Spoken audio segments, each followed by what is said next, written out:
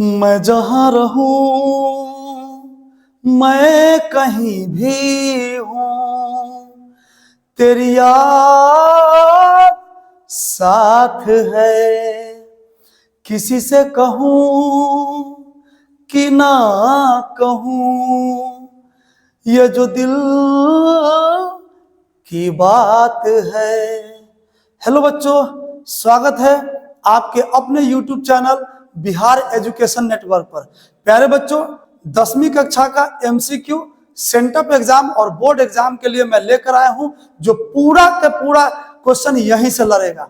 आइए क्वेश्चन दिखाते हैं क्या क्या है। चलिए तो स्टार्ट करते हैं। पहला क्वेश्चन क्या है, देखिए ध्यान से। क्वेश्चन नंबर 1 कहता है कि साइन 18 डिग्री बटे कॉस 72 डिग्री का मान क्या होगा। तो देखिए इसको ऐसे, एगो होता है ऐसे, ऐसे समझिए, साइन 90 माइनस थीटा बराबर कॉस थीटा होता है, चाहे कॉस 90 माइनस थीटा बराबर साइन थीटा होता है। तो साइन 90 माइनस थीटा बराबर कॉस थीटा।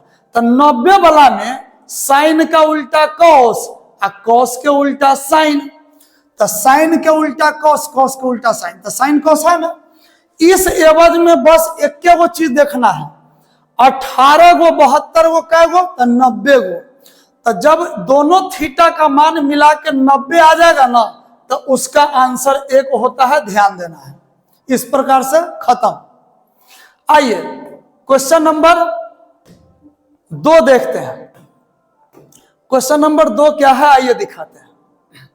क्वेश्चन नंबर 2 है, 2 लिखा हुआ है 2 tan theta, 2 tan theta, tan 30 degree, theta नहीं है सॉरी, 2 tan 30 डिग्री अब बटे 1 प्लस tan स्क्वायर 30 डिग्री।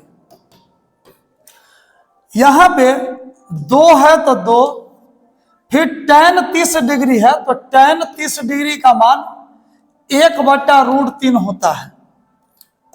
फिर यहां पर बटे है तो बटे 1 का 1 प्लस का प्लस, tan 30 डिग्री का मान 1/√3 होता है।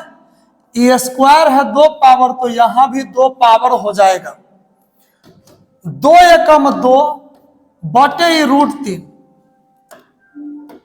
फिर यहां पे बटे है मेन बटे ई वाला, 1 का 1 प्लस का प्लस, 1 का स्क्वायर 1 और √3 का स्क्वायर सीधे 3।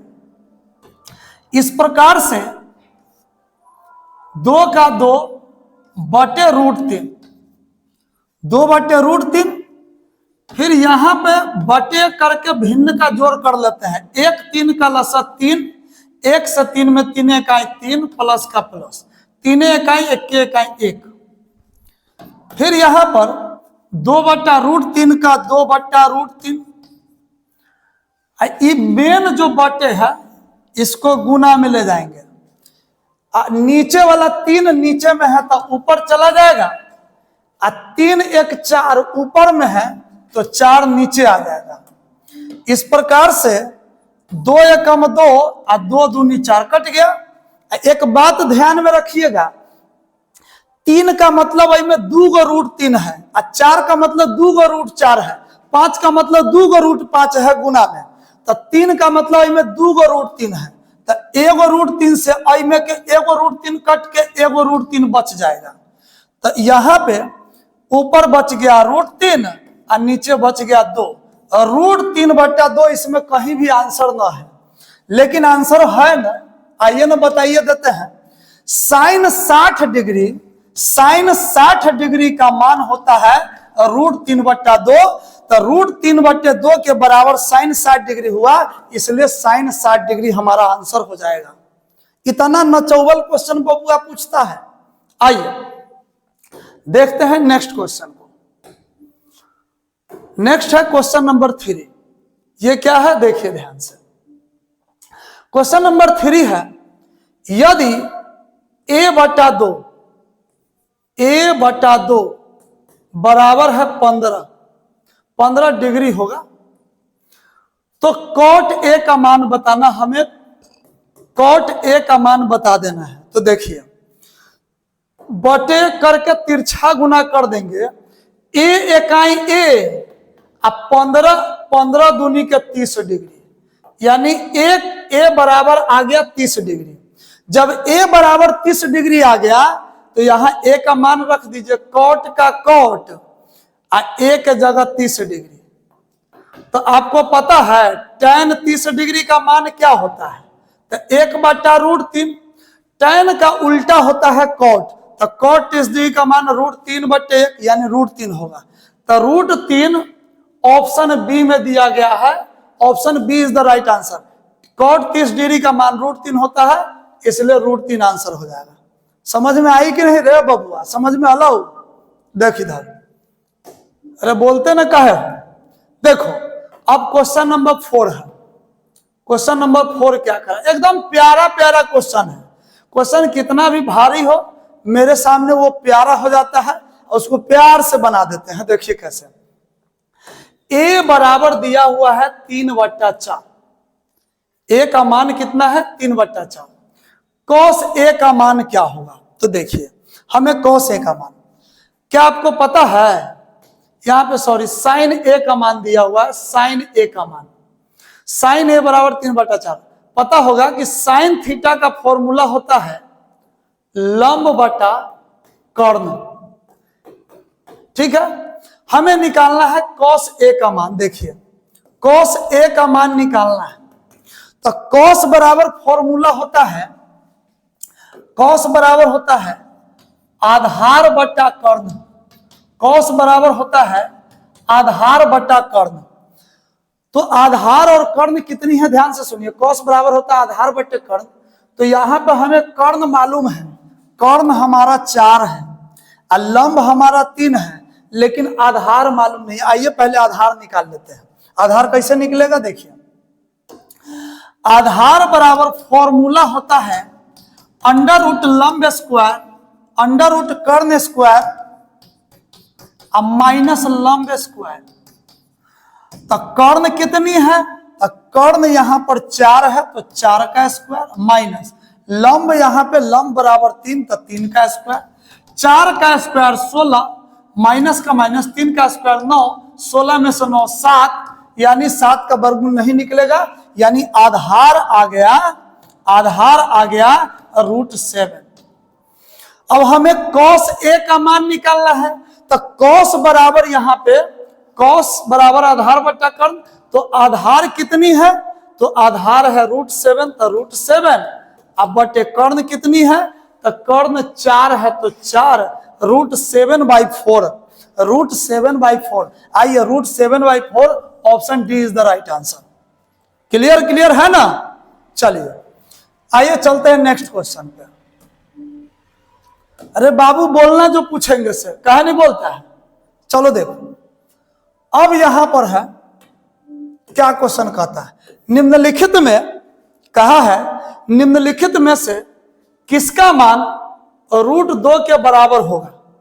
√2 किसका मान होता है, √2 किसका मान होता है, √2 यहां पे पता करना है कि किसका मान होता है। तो देखिए अगर बात करें साइन 45 का मान, √2 यहां पे किसका मान होता है, तो √2 cos 45 डिग्री का मान होता है, इस प्रकार से, ठीक है। चलिए नेक्स्ट देखते हैं। फिर यहां पर क्वेश्चन नंबर 6 को देखते हैं।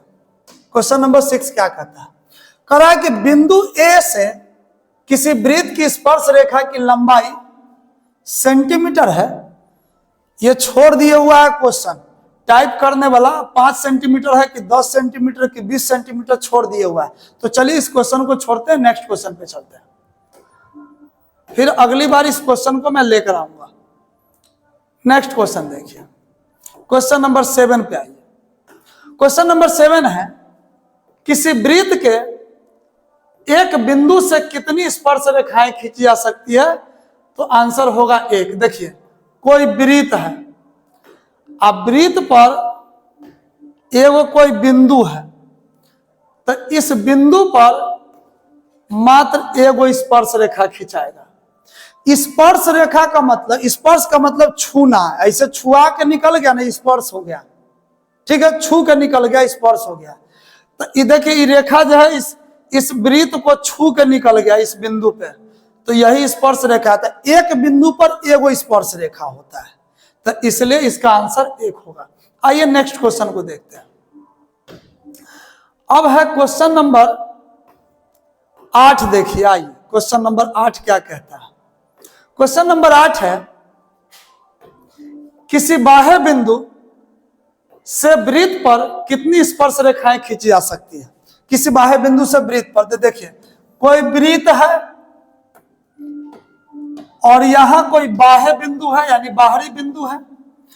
तो किसी बाह्य बिंदु से इस वृत्त पर कितनी स्पर्श रेखाएं खींची जा सकती है, तो आंसर होगा 2। कैसे? तो बाहरी बिंदु से एगो स्पर्श रेखा छू के निकल गया ना, इस बाहरी बिंदु से फिर एगो स्पर्श रेखा।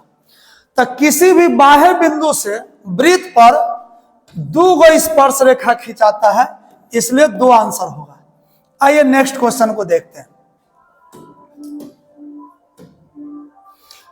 क्वेश्चन नंबर 8 को देखते हैं। आइए क्वेश्चन नंबर 8 क्या कहता है, देखिए। क्वेश्चन नंबर 8 कहता है, वृत्त के व्यास के छोर पर खींची गई स्पर्श रेखा क्या होती है। ये वृत्त है और वृत्त का ई वाला व्यास है, और छोर का मतलब अंतिम बिंदु, ये छोर है। देखिए यहां पे ये छोर है, ये भी छोर है। क्वेश्चन में लिखा है वृत्त के व्यास के छोर पर, तो ये छोर दोनों हो गया ललका बिंदु, खींची गई स्पर्श रेखा। तो चलिए इस पर हम स्पर्श रेखा खींचकर बताते हैं कैसा होगा। ये स्पर्श रेखा हो गया, ये भी स्पर्श रेखा हो गया। इसी ललका दोनों बिंदु पर खींचना था। तो वृत्त के व्यास के छोर पर खींची गई स्पर्श रेखा क्या होती है, तो ये दोनों रेखा समांतर होगी, इसलिए option C is the right answer. प्यारे बच्चों, समांतर रेखा वो रेखा होती है, समांतर रेखा वो रेखा होती है जो कभी एक दूसरे को नहीं काटती। ये तीर का मतलब ना बाबू ये होता है कि कहीं तक ये अनंत बिंदु तक जा सकता है, अनंत दूरी तक। तो इस रेखा ना, रेखा का ओरिजिनल नाम होता है सीधी रेखा, क्योंकि ये हमेशा ना सीधे बढ़ता रहता है। तो सीधे बढ़ाएंगे, सीधा बढ़ाएंगे तो एक दूसरे को कभी नहीं काटेगा, इसलिए समांतर रेखा हुआ, इसलिए दोनों रेखाएं समांतर होगी। समांतर option C is the right answer. Clear है बात? आइए एनालिसिस कर करके पढ़ेंगे ना ऐसे तो ज्ञान होगा, और आगे की पढ़ाई में कंपटीशन का एग्जाम हो, इंटर के आईएससी का मैथमेटिक्स हो, आप कहीं भी पढ़ेंगे किसी से तो सक्षम होंगे, वरना आप आउट हो जाएंगे 0 पे। ध्यान रखिएगा। चलिए अब यहां पे क्वेश्चन नंबर 10 को देखते हैं क्या कहता है। क्वेश्चन नंबर 10 है, यदि समांतर चतुर्भुज की सभी भुजाएं वृत्त को स्पर्श करें तो कैसा चतुर्भुज होगा। समांतर चतुर्भुज वो होता है जिसके आमने सामने की भुजा बराबर होती है, और यह वृत्त को स्पर्श करेगा। तो वृत्त तो इतना टेढ़ा होता नहीं है, जब तक हम समांतर मतलब सामने वाली भुजा बराबर, तो जब तक इसको हम सीधा नहीं बनाएंगे तब तक ये वृत्त को स्पर्श नहीं करेगा सब बगल से, क्योंकि वृत्त सीधा होगा तभी स्पर्श करेगा, और जब ये सीधा होगा तो सभी भुजा बराबर हो जाएगा, और जब सभी भुजा बराबर हो जाएगा तो उसको हम समचतुर्भुज बोलते हैं। आप कहेंगे सभी भुजा बराबर होता है तो उसको हम वर्ग भी कहते हैं। वर्ग कहीं है ना है तो कहां से लिख दीजिएगा, बात करते हैं। देखिए ये समांतर चतुर्भुज होगा, सभी भुजा बराबर हो जाए, क्योंकि वृत्त हमेशा सीधा होगा, ऐसा अंडा के जैसा नहीं बनेगा। आइए नेक्स्ट क्वेश्चन देखते हैं। अब क्वेश्चन नंबर 11 है, एकदम प्यार से बनाएंगे और ये प्यार से बनने के लिए तैयार होगा प्रत्येक क्वेश्चन, और आपको लगता होगा कि यही क्वेश्चन और क्वेश्चन बनवाना, तो आप कमेंट बॉक्स में कोई भी क्वेश्चन भेज सकते हैं, मैं उसको आसानी से इस पे उतार के पढ़ा सकता हूं। चलिए आइए देखिए, 2 संकेंद्रीय वृत्तों का व्यास 4 सेंटीमीटर तथा 6 सेंटीमीटर है, उनके बीच के भाग का क्षेत्रफल निम्नलिखित में कौन होगा। आइए इसको पहले समझिए फिगर के माध्यम से। दो संकेंद्रीय वृत्त, एगो वृत्त ये है, मान लीजिए एगो ये हरा वाला वृत्त, ठीक है, एगो ही इस प्रकार का वृत्त, दूगो वृत्त है। संकेंद्रीय का अर्थ होता है कि दूगो वृत्त के एकेगो केंद्र, तो इसी को बोला जाता है संकेंद्रीय वृत्त। दूगो वृत्त के एकेगो केंद्र, इसी को बोला जाता है संकेंद्रीय वृत्त। इसका व्यास 4 और 6 है, तो 4 का मतलब हो गया कि छोटका व्यास 4 होगा और बड़का व्यास 6 होगा। व्यास कहा तो छोटका व्यास अगर 4 है तो छोटका त्रिज्या 2 हो जाएगा। अब बड़का व्यास अगर 6 है तो बड़का त्रिज्या 6 हो जाएगा। बड़का त्रिज्या 6 हो जाएगा, सॉरी, बड़का व्यास 6 है तो बड़का व्यास 6 है, तो बड़का त्रिज्या हो जाएगा 3, तो बड़का त्रिज्या 3 और छोटका त्रिज्या 2। व्यास का आधा होता है त्रिज्या, तो बड़का व्यास, छोटका व्यास 4 है तो छोटका त्रिज्या 2, 4 का आधा 2। बड़का व्यास 6 है तो बड़का त्रिज्या 3 होगा, आधा आधा दोनों का हो जाएगा। व्यास का आधा त्रिज्या होता है, ये चित्र के माध्यम से। और ये जो फिगर बना ना, इसको वलय कहा जाता है। क्या कहा जाता है? वलय कहा जाता है। तो वलय का क्षेत्रफल का फॉर्मूला होता है pi into capital R square minus small R square, pi into capital R square minus small R square. तो यहां पे पाई का पाई, कैपिटल आर है 3 तो 3 का स्क्वायर माइनस स्मॉल आर है 2 तो 2 का स्क्वायर। इसको पूरा नहीं बनाया हुआ है, यहीं पे आंसर को छोड़ दिया हुआ है। किस ऑप्शन में देखिए, पाई इंटू 3 का स्क्वायर माइनस 2 का स्क्वायर, पाई इंटू 3 का स्क्वायर माइनस 2 का square. Option C is the right answer. बड़ी शानदार क्वेश्चन है, कई एक बार ऐसा क्वेश्चन पूछा गया है बोर्ड एग्जाम में भी। देखिए ध्यान से, इसको 2 बार 3 बार रिवीजन कीजिए और वलय का क्षेत्रफल ज्ञात कीजिए, वलय का क्षेत्रफल याद कर लीजिए और यही वलय होता है। आइए, बोलने के लिए मैं बहुत सारी बातें बोल सकता हूं, लेकिन ये ऑब्जेक्टिव क्वेश्चन है, इसमें ज्यादा समय मैं लेना नहीं चाहता हूं।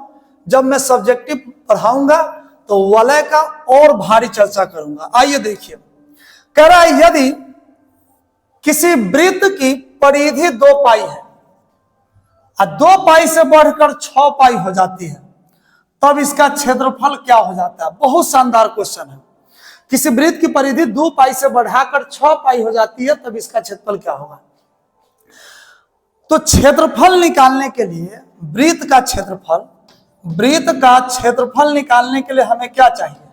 तब वृत्त का क्षेत्रफल होता है पाई आर स्क्वायर। इसका अर्थ यह हुआ कि हमें r का मान चाहिए। तो आइए हम पहले r का मान निकाल लेते हैं। देखिए कैसे निकालेंगे। परिधि दिया गया है, यहां पर परिधि दिया गया है 2 पाई, और हमें पता है वृत्त की परिधि होता है 2 पाई r। अब बराबर ये 2 पाई, हमसे क्षेत्रफल पूछा है, क्षेत्रफल निकालने के लिए हमें r का मान चाहिए, r का मान। तो यहां क्या करेंगे, 2 से 2 कट जाएगा और पाई से पाई एक बार में कट जाएगा। 2 पाई से 2 पाई एक बार में, इसलिए त्रिज्या बराबर 1 सेंटीमीटर आ गया। तो त्रिज्या जब 1 सेंटीमीटर आ गया तो क्षेत्रफल क्या होगा? तो क्षेत्रफल होता है वृत्त का क्षेत्रफल पाई आर स्क्वायर। वृत्त का क्षेत्रफल होता है पाई आर स्क्वायर, तो पाई का पाई आर स्क्वायर, r 1 है तो 1 का स्क्वायर 1 होगा, और 1 को पाई से गुना करेंगे तो पाई यहां पे हो जाएगा। चलिए, तो एगो परिधि से, एगो त्रिज्या से, एगो क्षेत्रफल दूसरे परिधि से। अब दूसरा परिधि कितना है? तो दूसरा परिधि है 6 पाई। तो वृत्त का परिधि होता है 2 पाई आर, अब बराबर यहां 6 पाई। इस प्रकार से पाई से पाई कट गया और 2 तिहाई 6, 3 बार में कट जाएगा, r बराबर 3 आ गया। जब r बराबर 3 आ गया और वृत्त का क्षेत्रफल हमें निकालना है। वृत्त का क्षेत्रफल होता है पाई आर स्क्वायर, पाई का पाई आर स्क्वायर। तो r का मान 3 है तो 3 का स्क्वायर, 3 का स्क्वायर 9, 9 को पाई से गुना करेंगे 9 पाई आ गया, अब यहां पे हमें कहा है इसका क्षेत्रफल हो जाता है कितना गुना, तो देखिए तो कितना गुना आ गया, कितना गुना क्षेत्रफल आ गया, देखिए ध्यान से देखिएगा कितना गुना क्षेत्रफल आ गया। तो ई पाई का क्या गुना 9 पाई है, तो पाई का 9 गुना 9 पाई होगा, तो 9 गुना इसका आंसर होगा। 2 गुना है, 3 गुना है, 4 गुना है, इनमें से कोई नहीं, तो कोई नहीं आंसर होगा, क्योंकि यहां पे पाई का 9 गुना 9 पाई होता है, 9 गुना आंसर आता है। तो 9 गुना कहीं नहीं है, दिया हुआ है कोई नहीं, तो कोई नहीं होगा। क्लियर है बात? आइए अब हम नेक्स्ट क्वेश्चन देखते हैं। क्वेश्चन नंबर 12 दिखाते हैं। देखिए बस अब 2-3 क्वेश्चन बच गया है। आइए, यदि किसी वृत्त की त्रिज्या k गुनी कर दी जाए, कितनी गुनी? k गुनी, तो पुराने और नए वृत्त के क्षेत्रफलों का अनुपात निम्न में से कौन सा होगा? एकदम सिंपल लगेगा, एकदम simple, this is very simple. कैसे? देखिए अब यहां पे हमें करना क्या होगा, देखिए पहले वृत्त की त्रिज्या कितनी होती है? पहले वृत्त की त्रिज्या पहले कितनी रहती है? तो आप कहेंगे वृत्त की त्रिज्या को r कहते हैं, बात सबको पता है। तो जब वृत्त के त्रिज्या को r कहते हैं तो वृत्त के क्षेत्रफल को क्या कहते हैं? पाई r स्क्वायर कहते हैं। जब त्रिज्या r है तो क्षेत्रफल r स्क्वायर हुआ, त्रिज्या m रहेगा तो क्षेत्रफल m स्क्वायर होगा, त्रिज्या अगर k है तो क्षेत्रफल k स्क्वायर होगा। अब देखिए पहले से त्रिज्या r होता है, इसलिए पहले से क्षेत्रफल पाई r स्क्वायर होता है, लेकिन हमें यहाँ पे चेंजिंग करने के लिए बोला है कि वृत्त की त्रिज्या k गुनी कर दी जाए, यानी अब त्रिज्या कितना गुना हो जाएगा? k गुना। तो पहले से त्रिज्या रे बाबू r है, तो r का k गुना कर देंगे, तो r का k गुना kr हो जाएगा। तो k गुनी कर दी जाए, कर दिया, तो पुराने और नए क्षेत्रफल, तो देखिए ये पुराना का क्षेत्रफल पहले जो निकाले नहीं पुराना हो गया, अभी निकालेंगे ना, अभी निकालेंगे तो नया हो जाएगा। तो अब क्षेत्रफल निकालेंगे, तो वृत्त का क्षेत्रफल होता है पाई r स्क्वायर, तो पाई के पाई, r मतलब त्रिज्या, तो त्रिज्या इसका है kr, इसका त्रिज्या था r तो r रखे हैं, इसका त्रिज्या है kr तो kr रखेंगे। तो जब kr रख देंगे, ये 2 पावर है तो 2 पावर, तो पाई k स्क्वायर r का स्क्वायर r स्क्वायर। हमें अनुपात निकालना है, क्या निकालना है बाबू? अनुपात निकाल देना है।